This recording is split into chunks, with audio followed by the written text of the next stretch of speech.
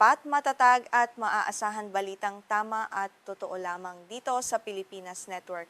Magandang araw sa ating mga kababayan sa Pilipinas at sa buong mundo. Huwag kalimutang pusuan ang video, sumubaybay at pindutin ang patingaw upang lagi kayong updated sa balita. Simulan na natin. Isang mainit na balita mula sa gitnang silangan ang ating tinututukan. Nagbabala ang mga lokal na awtoridad sa Timog Lebanon sa mga lumikas na mamamayan na huwag muna silang magmadaling bumalik sa kanilang mga tahanan. Ito ay sa kabila ng kasunduan sa pagitan ng United States at Iran upang wakasan ang mas malawak na hidwaan. Ayon sa Israel, hindi nila iuurong ang kanilang mga tropa mula sa timog na bahagi ng bansa. Hindi kasali ang bansang Israel sa kasunduang ito ng Amerika at Iran. Hayagang ipinahayag ni Israeli Defense Minister Israel Katz na mananatili ang kanilang puwersa sa mga idineklarang security zone sa Timog Lebanon, Gaza at Syria.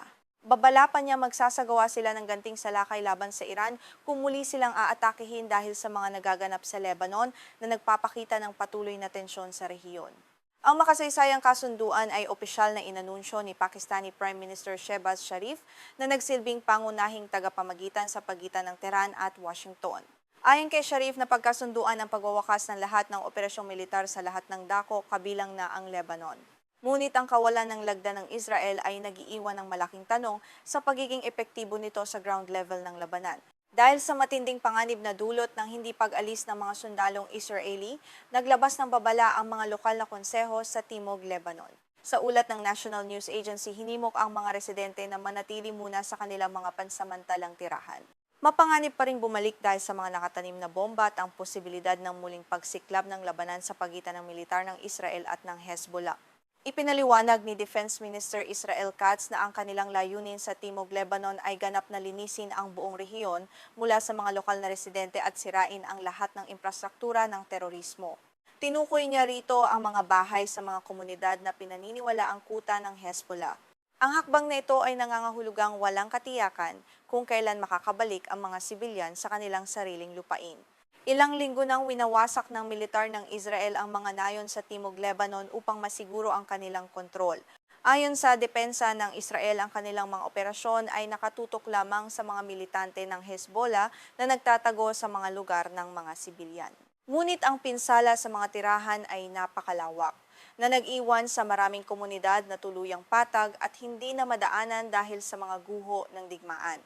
Ang digmaang ito na tumagal ng 3 buwan ay nagdulot ng pinakamadugong epekto sa bansang Lebanon sa kasaysayan nito. Libu-libong tao na ang nasawi habang tinatayang nasa 1.2 milyong mamamayan ang napilitang lumikas mula sa kanilang mga tahanan. Ang opensiba ng Israel laban sa Hezbollah ay nagsimula matapos maglunsad ng pag-atake ang huli noong Marso 2 bilang suporta sa kanilang kaalyadong bansa na Iran. Para sa mga lumikas tulad ni Mona Mazei na kasalukuyang sumisilong sa distrito ng Hamra sa Beirut, mahirap magtiwala sa sitwasyon ngayon. Ayon sa kanya, wala siyang balak na bumalik agad sa kanyang nayon malapit sa lungsod ng Tyre. Sinabi niya na nag-aalangan sila dahil hindi mapagkakatiwalaan ang salita ng Israel. Ang ganitong takot ay nararamdaman din ng libu-libong pamilyang nawalan ng tirahan dahil sa digmaan. Sa nasirang lungsod ng Nabatie sa Timog, may mga residenteng sumubok na bumalik upang tingnan ang kanilang mga bahay sa gitna ng guho. Isa na rito si Mohamed Dakduk na nagpahayag ng kalungkutan. Ayon sa kanya, kakailanganin nila ng habang buhay upang muling maitayo ang kanilang mga tahanan at maibalik ang Nabatie sa dati nitong sigla. Ang bawat sulok ng lungsod ay nagpapakita ng matinding pinsala ng digmaan. Sa panig ng Iran, iginiit ng kanilang pamahalaan na dapat maging bahagi ng anumang kasunduan sa United States ang tigil putukan sa Lebanon. Ang Iran ang pangunahing sumusuporta sa Hezbollah mula pa noong itatag ito ng Revolutionary Guards noong taong 1982. Ngunit ang hindi pakikipagtulungan ng Israel ay nagpapahina sa diplomatikong tagumpay na ito na inaasahan ng marami. Ang kasaysayan ng hidwaan sa pagitan ng Israel at Hezbollah ay malalim ang ugat at puno ng karahasan. Ang pagpasok ng Iran sa pamamagitan ng pagpopondo at pagsasanay sa grupong ito ay lalong nagpahirap sa paghahanap ng kapayapaan. Sa bawat kasunduan, palaging naiiwan ang mga mamamayang Lebanese sa gitna ng labanan ng mga dambuhalang bansa at mga armadong grupo na walang pakialam sa kaligtasan ng mga sibilyan. Ang kasalukuyang krisis ay nagpapakita kung paano direktang naaapektuhan ng labanan ng US at Iran ang mga maliliit na bansa tulad ng Lebanon. Bagamat may kasunduan na sa mataas na antas ng pamahalaan, ang katotohanan sa lupa ay nananatiling mapanganib. Ang desisyon ng Israel na huwag umalis sa mga security zone ay nagpapatunay na ang kapayapaan sa rehiyon ay nananatiling mahirap maabot sa malapit na hinaharap. Ang pagmamatigas ng Israel na linisin ang Timog Lebanon ay nagdudulot ng krisis sa karapatang pantao. Libo-libong pamilyang Shiite ang kasalukuyang naghahanap ng kalungan sa iba't ibang bahagi ng bansa. Sila ay nahaharap sa kawalan ng pagkain at maayos na matitirhan habang patuloy na pinapatag ng mga puwersang Israeli ang kanilang mga pinagmulang komunidad na nag-iiwan sa kanila ng walang matitirhan. Sa kabila ng mga diplomatikong pagsisikap ng Pakistan at iba pang bansa, ang kawalan ng direktang komunikasyon sa pagitan ng Israel at Iran ay nagiging malaking hadlang. Ang bawat bansa ay may kani-kanilang interes na ipinaglalaban at sa huli, ang mga inosenteng sibilyan ang nagbabayad ng pinakamataas na halaga.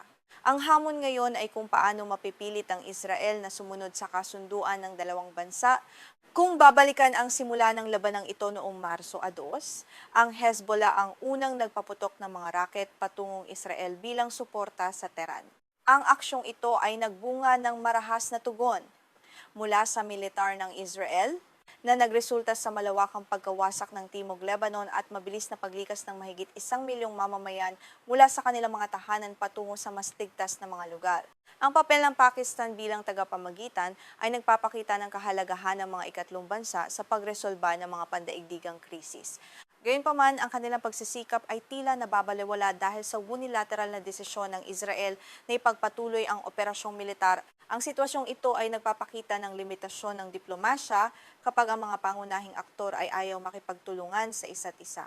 Ang mga babala mula sa mga lokal na otoridad sa Lebanon ay nagpapakita ng pangamba na baka maging pain lamang ang mga sibilyan sa labanan. Habang walang malinaw na garantiya mula sa United Nations o sa Amerika, ang pagbabalik sa Timog Lebanon ay itinuturing na lubhang mapanganib para sa maraming pamiliga na nagnanais lamang ng tahimik at ligtas na pamumuhay sa kanilang sariling mga komunidad ngayon. Ang muling pagtatayo ng Timog Lebanon ay mangangailangan ng bilyon-bilyong dolyar at maraming taon ng paggawa mula sa pamahalaan. Sa gitna ng matinding krisis sa ekonomiya ng bansa, ang pagkawala ng infrastruktura ay lalong nagpapahirap sa pamahalaan ng Beirut na magbigay ng serbisyo. Ang tulong mula sa internasyonal na komunidad ay napakahalaga upang masimulan ang rehabilitasyon ng lahat ng mga nasalantang lugar. Sa mga susunod na araw, tututukan ng buong mundo kung paano tutugon ng Amerika at Iran sa pagmamatigas ng Israel. Kung hindi mapipigilan ang patuloy na operasyon ng militar ng Israel sa Timog Lebanon, Gaza at Syria, ang pinakabagong kasunduan ay maaring tuluyang mapawalang bisa at magdulot ng mas malaki at mas madugong digmaan na makakaapekto sa buong rehiyon at maging sa pandaigdigang seguridad. Sa pagtatapos ng ulat na to, nananatiling nakabitin ang kapalaran ng mamamayan ng Lebanon sa gitna ng labanang ito. Ang pangarap nilang makabalik sa sariling tahanan ay malayo pa sa katotohanan dahil sa patuloy na banta. Manatiling nakatutok para sa mga susunod na balita rito sa ating programa.